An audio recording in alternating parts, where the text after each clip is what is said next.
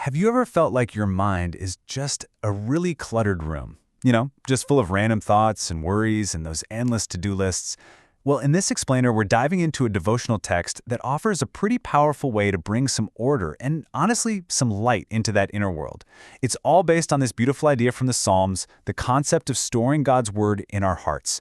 So let's unpack what it really means to intentionally shape our inner life. All right, let's get into it.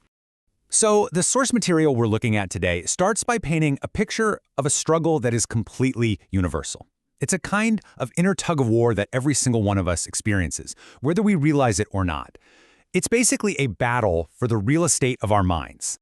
So let's just start with this question, right here. I want you to really think about it. When you finally have a moment of silence, maybe on your commute or those last few minutes before you fall asleep, where does your mind actually go? What are the default thoughts and feelings that just rush in to fill the space? Now here's the foundational idea from this devotional, and honestly, it's a total game changer.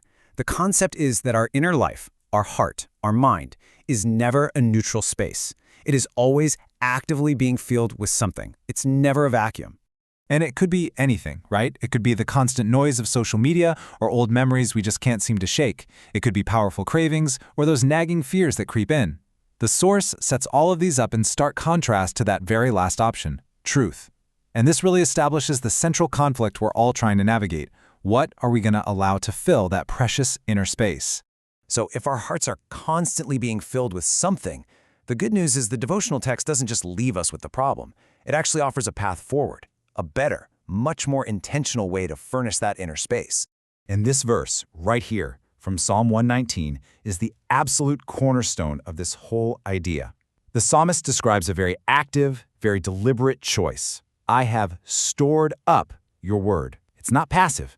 It's something he has done. It's an anchor. And the source text really emphasizes that this isn't just about passively reading words on a page. No way. It's a dynamic, all-in kind of process. You can see it in these powerful verbs.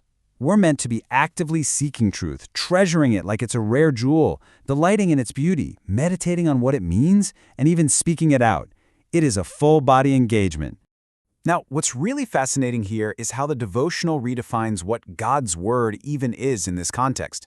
It's not just about collecting Bible facts or admiring pretty prose.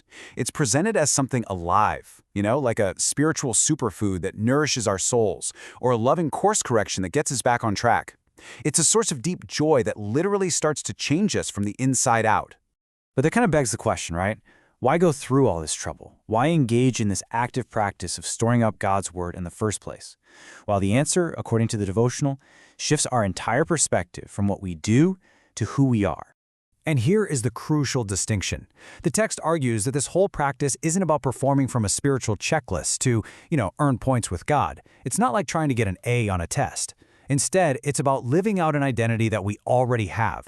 It's an expression of belonging to God, kind of like how a child naturally wants to please a loving parent, not to earn their love, but because they are already loved.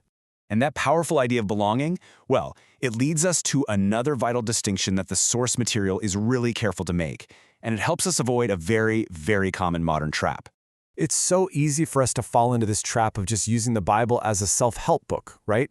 A collection of life hacks with a spiritual coding.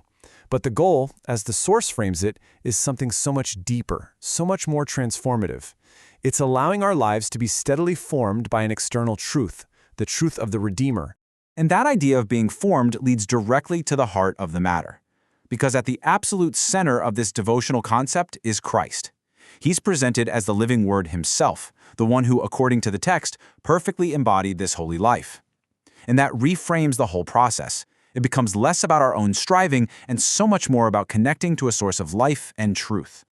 Okay, so we've talked about some pretty big ideas here, but what does this actually look like in the messy reality of our day-to-day lives? Well, the source is really clear about bringing this down to a practical, actionable level that anyone can start with, like today.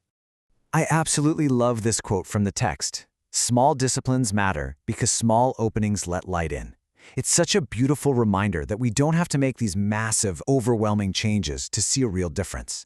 So often, it's the small, consistent actions that have the biggest impact.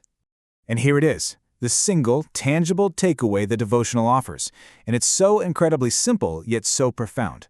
Just memorize one short verse. That's it. Just one.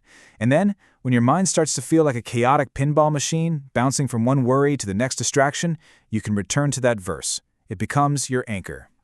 So what's the ultimate goal of this small, steady practice? Well, the source text wraps up its prayer with these 3 really powerful words. The goal is an inner life that is guarded from all the relentless noise of the world, clean from the sticky residue of distraction, and truly alive with the vibrant energy of truth. We'll end with the beautiful blessing that's offered in the devotional, which just perfectly captures this whole idea.